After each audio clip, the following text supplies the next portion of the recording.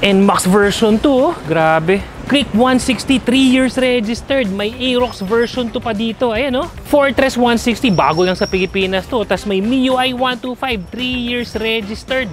Madam, may hiningin down payment sa inyo? Wala po. May requirements? Zero cash out, walang requirements. Po bang requirements na hiningi sa inyo? Wala. Meron po bang cash out? May down payment? Matagal yung proseso natin? Napakalayo lang.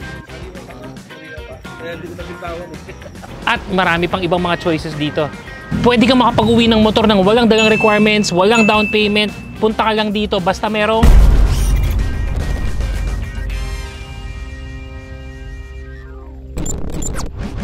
update tayo ng stocks dito mga brother dahil napakarami mga dumating na mga bagong units at mga halos bago pa. Ito, isa-isayin natin tapos discuss ko sa inyo paano nga ba yung no down payment, no requirements pero makakapag-uwi ka ng motor.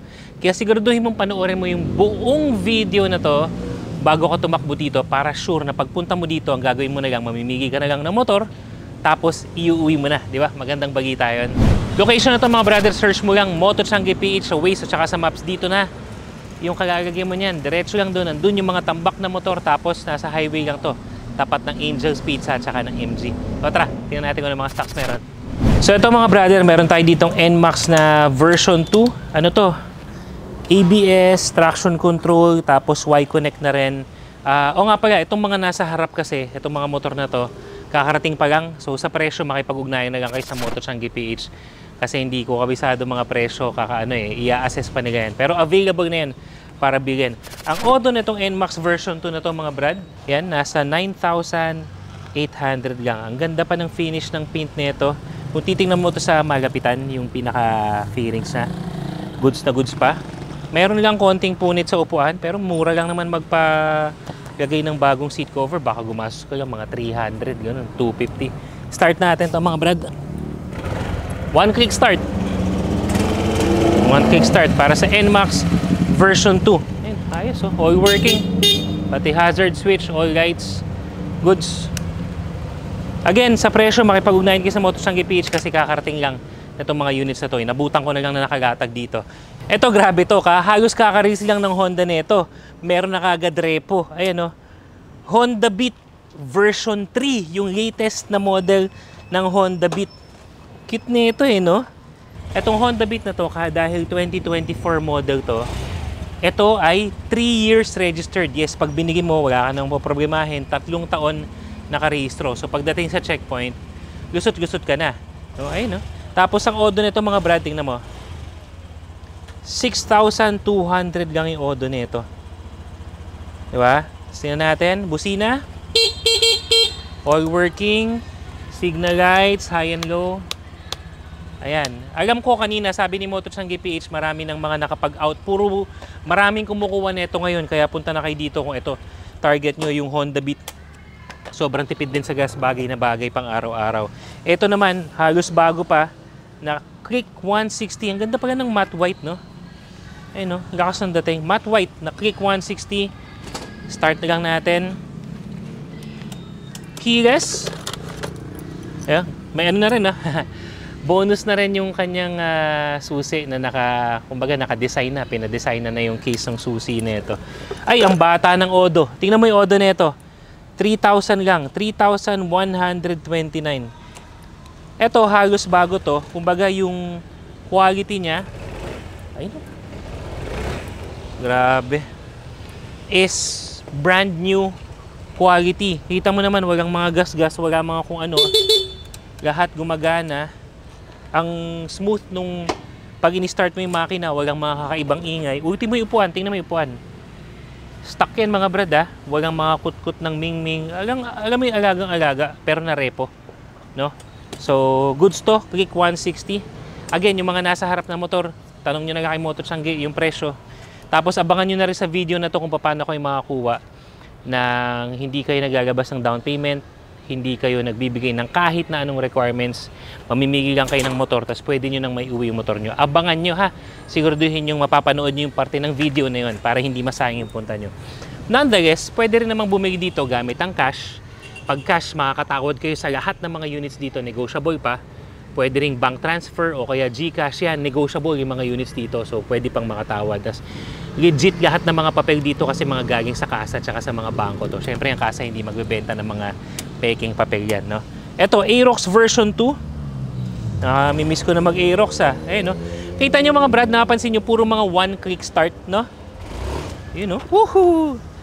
Aerox version 2. High and low. Goods. Hazard. Signal light. Tapos, yan, no? Makina. Tahimik. Ang lakas pa ng hatak. Oh. Aerox version 2 mga brother. Available din yan dito. Tapos, hindi ko na siguro i-start lahat. Nakikita nyo naman, so far, puro mga one-click start. ADV 150, present din dito. Itong ADV naman na to, may bonus na top box bracket. SEC yan, ha. Hindi yung mga nabibigay sa mga tabi-tabi. SEC na top box bracket. So, matibay yan. 150 version to mga brother. Alam ko, ito yung ano eh, mura na to eh. Mura na lang tong ADV 150 na to eh. Nasa mga 100 plus pa rin. Pero, yung iba, ang bentahan pa nasa mga... Ay, may mini driving light na rin. Sorry. Na-distract ako. May MBL na rin pala. Kasama na yan. Wala nang tanggalan. Ayan, ADV 150 lang po. Nasa mga 100 plus to. Iba kasi mga 115, 120 yata. Yung bentahan. Dito mas mababa na. Check nyo na lang to. Bergman version 2 mga brother. Meron din dito. Meron dito ano eh. Mura lang na Bergman eh. Alam ko sa loob meron na. Sa mga 50 mil na lang yata. Ito, another Click 160 na 3 years registered na rin. Ito naman, yung color na matte red. Ang tinakbo naman nito, nasa 4,000 lang. One click start pa rin. Ayan o. Yung mga units dito, yung akala mo, yung iba akala mo, ano, brand new na yung quality. Siyempre, nagamit, di ba? Pero, ganda pa ng itsura, hindi yung parang napabayaan talaga. Ito, meron namang 2023, 24 na MIUI 125. Ito yung isa sa mga latest na kulay ni MIUI 125. Kita nyo naman, ang ganda ng pagka-matte metallic blue. No? Gitaw na gitaw. So, start natin to. Yun, no? Lakas, oh. All working pa rin. Yan. Grabe. Sariwa pa to. Sariwa pa. Kaya hindi ko nabitawan eh. Ito, alam ko, nasa 60 plus yata to. Again, ano nyo na lang kay Motochangki PH. Meron din dito syempre Fortress 160. Sa Fortress 160, ito pwedeng installment dito. Meron silang mga brand new. Yan, mamaya papakita natin sa inyo sa loob. May mga brand new Fortress 160. Yun, available sa cash, tsaka available din sa installment. Pag tinake out mo yung motor mo, nasa pangalan mo na. Kasi nga, brand new, syempre yung pag-process ng papel, yung depende sa ID at saka sa mga documents na isasubmit mo. So goods, merong ADV 160 dito. Ito, pasok tayo dito mga brad. May mga maangas pa na motor. Alright, Bergman. Meron na naman dito, 125. Ito, nasa 50 plus na lang to. 50 plus thousand. Tapos tawaran nyo na lang sila. Sina Motochangki PH. So, ganda. Ito parang pinarepaint na nung dating may-ari. Ayun, no? Parang nagmukhang matte gray. Imbis na yung grayish silver. Tapos buo pa rin naman. May konting butas lang sa upuan na magiit lang naman. Yung mga branding niya, yung tambucho, mga buo pa rin naman. Tapos meron dito, Sniper 155. Ito mga brad, formado na. Ano na yung seat cover nito. MS Motosuit na seat cover. May mga parte na naka-forged carbon. Tapos tingnan mo, naka-rear set na. So yung mga mahilig mag-racing dyan, hindi mo na kailangan na mag-install pa. Ano na to? RCB. RCB yan, ha? You know? RCB rear set. Etong Sniper na to, ito na yung susi niya. Keyless to mga brad, ha? Ang odo naman nito, ang tinatakbo nito ay nasa 5,000. Yan. 5,000 lang. Tapos ito, mga pangmalakasan yung katabi niya. Mga pang Cardo Dalisay level to. Bihirang-bihira ka makakita ng mga ganito sa mga repo. Ito yung XSR 155. Gusto ko itong bumili ng ganito dati. Pero nauwi ako sa scooter. So, XSR 155 available dito mga brad. Alam ko ito yung nasa mga 120. Mataas pa kasi talaga bentahan nito kasi hindi siya basta-basta nakukuha sa mga repo. Yun, no? Classic. Gwapong-gwapo ka dito. Suabe yung takbo ng makina. Ang odo nito legit nasa 24,000. Ang alam ko modelo na to 2020. Pero yung mga ganito kasi pang ano na to, pang matagalang motor kasi yung mga design na hindi na luma. Naka bar and side mirrors na rin. Ganda pa nito. XSR 155 ang kinis pa. Yung mga gulong ang kakapal pa. Tapos kahit ibirit natin yung makina, tahimik lang. Swabe lang. Ganda pa. Bago natin ituloy doon sa mga units na iba pang available dito mga brother, discuss ko muna sa inyo paano ko nga ba makakuha ng motor dito nang walang inilalabas na pera, walang down payment, syempre, tsaka walang kahit na anong requirements. Ang kailangan mo na lang is yung GCash mo. Sa GCash mo, eto bago ka magpunta dito, check mo muna kung merong offer sa'yo na dalawa yan. G-Loan o kaya naman yung isa, G-Gives. Ngayon, ganito yan. Kapag meron kang offer sa G-Loan, ang gagawin mo na lang is punta ka na dito, i-assist ka ng Moto Changi PH kung paano magagamit yung G-Loan mo sa pagbili ng kahit na anong motor dito. So, ulitin ko, wala nang kahit na anong requirements yan. Basta ipapakita mo lang na meron kang offer sa G-Loan, i-assist ka na nila dito. Ganon din naman if you have a G-Gives offer. Sa G-Gives offer naman, kapag may offer ka at sapat na yan para bumili ng anumang mga motor dito, ay pwede ka nang tumakbo dito para i-assist ka na ng mga taga Moto Changi PH para sa pagbigay ng motor mo. Paalala mga brother, yung G-Gives at yung G-Loan na yan, nawawala yan. That's just a temporary offer. Kaya kung ako sa inyo, kung talagang kailangan mo na ng motor, hindi sa anumang luho o kapritsyo, gagamitin mo para sa pamilya mo, pang hanap buhay, pang service, pang sundo, kung anuman, gamitin mo na yung G-Gives at G-Loan mo para makakuha ka ng motor dito sa Moto Changi PH. Dahil ang alam ko, sa dami ng mga repo na warehouse na napuntahan ko, walang ibang nag-o-offer ng ganyang payment options. Kaya naman si Moto Changi PH na feature na rin sila sa KMJS mga ilang linggo na nakakaraan. Madam, may hiningin down payment sa inyo? Wala po. May requirements?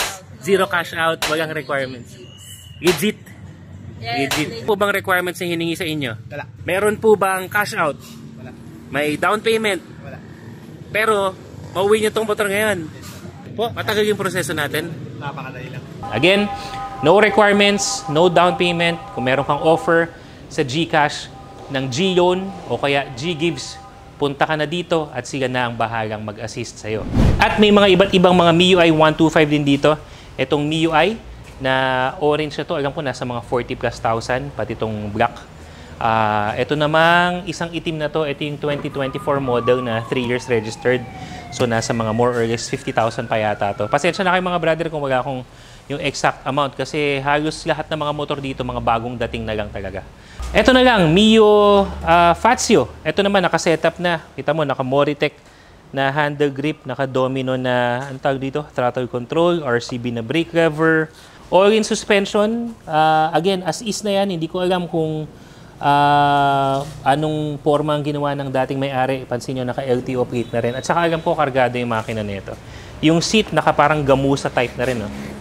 Yan. Ang Fazio na to ay nasa 84,000 na lang. 84,000 itong Fazio na to. Negotiable yan kapag cash, GCash, bank transfer. Tapos lahat ng mga pormahan, wala nang tanggalan.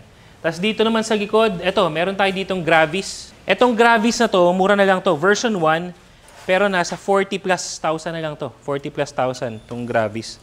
On nga natin. You know, one kickstart para sa Mio Gravis.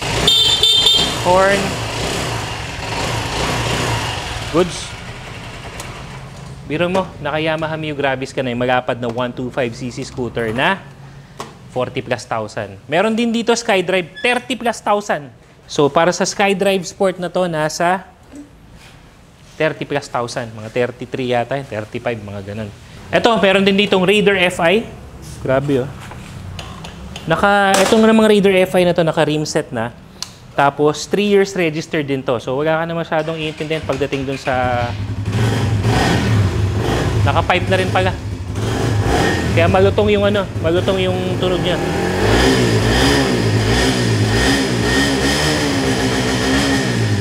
Naka-Brembo na brake fluid holder na rin to. Tapos, pati yung brake levers na aftermarket na rin. So, ikaw na lang hinihintay na tong Raider na to, yung mga mahigig sa racing. Pero ito, naka-setup na ng naka-rim set na sa'yo na yan.